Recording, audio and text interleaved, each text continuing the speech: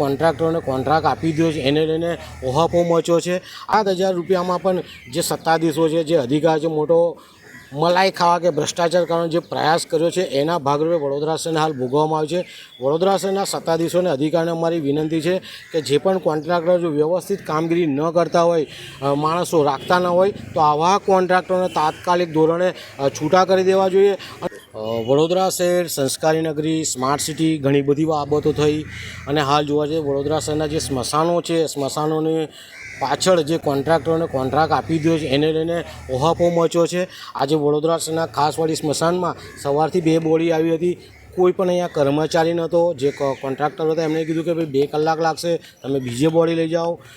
પછી કોન્ટ્રાક્ટર એવું હવે જણાવી રહ્યો છે કે એ લોકો ચા પીવા ગયા હતા, પરંતુ કારણ એ હતું કે એમને જે પગાર કર્મચારીઓને નહોતો મળ્યો એટલે કર્મચારીઓ આવ્યા ન હતા।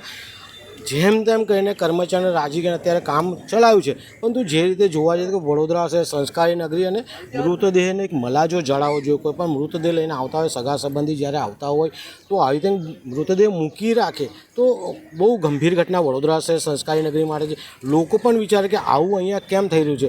7,000 રૂપિયામાં પણ જે સત્તાધીશો છે, જે અધિકાર છે, મોટો મલાઈ ખાવા કે ભ્રષ્ટાચાર કરવાનો જે પ્રયાસ કર્યો છે એના ભાગરૂપે વડોદરા શહેરને હાલ ભોગવવામાં આવ્યું છે।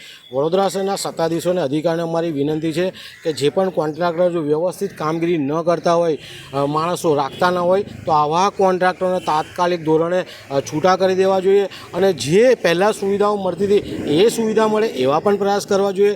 7,000 રૂપિયા આપીને પણ જો મૃતદેહ આપણો મૂકી રાખવાનો આવતો હોય, 2 કલાક રાહ જોવાતી હોય તો આવા કોન્ટ્રાક્ટર સામે તાત્કાલિક ધોરણે પગલાં ભરે અને કોન્ટ્રાક્ટરને છૂટા। તમને લાગે છે સ્મશાનોના કોન્ટ્રાક્ટ આલ્યા પછી સ્મશાનોમાં બેદરકારી સામે આવી રહી છે? જે રીતે કોન્ટ્રાક્ટ આપ્યા પછી પહેલાં જોવા જઈએ તો તમને લાકડા, છાણા, પાવતી બધી સુવિધાઓ મળતી હતી। અત્યારે જે કોન્ટ્રાક્ટ આપ્યો છે રામ ભરોસે કહી શકાય, કારણ કે ક્યાંક લાકડાની સુવિધા નથી, છાણાની સુવિધા નથી, કોન્ટ્રાક્ટર પોતે અહીંયા હોતો નથી, પાછળ ઓફિસમાં બેસી રહે છે। આજે એવું બહાનું બનાવે કે કર્મચારીઓ ચા પીવા ગયા હતા। ભાઈ આ સ્મશાન છે, પવિત્ર ભૂમિ છે, અહીંયા લોકો અંદર બેસીને ચા નાસ્તો કરતા હોય છે, એટલે ચા પીવા બહાર કર્મચારીઓ ખોટું બહાનું બતાવીને આ કોન્ટ્રાક્ટર બચવાની કોશિશ કર્યો છે। અને આ પવિત્ર ભૂમિ સ્મશાન છે, સ્મશાનને ચોખ્ખી રાખવી જોઈએ અને સારી સુવિધાઓ આપવી જોઈએ। પ્રાથમિક સુવિધાઓ આપવામાં વડોદરા મહાનગરપાલિકા પાછું પડ્યું છે, પરંતુ સ્મશાનોમાં સુવિધા આપે તેવી અમારી માંગ છે।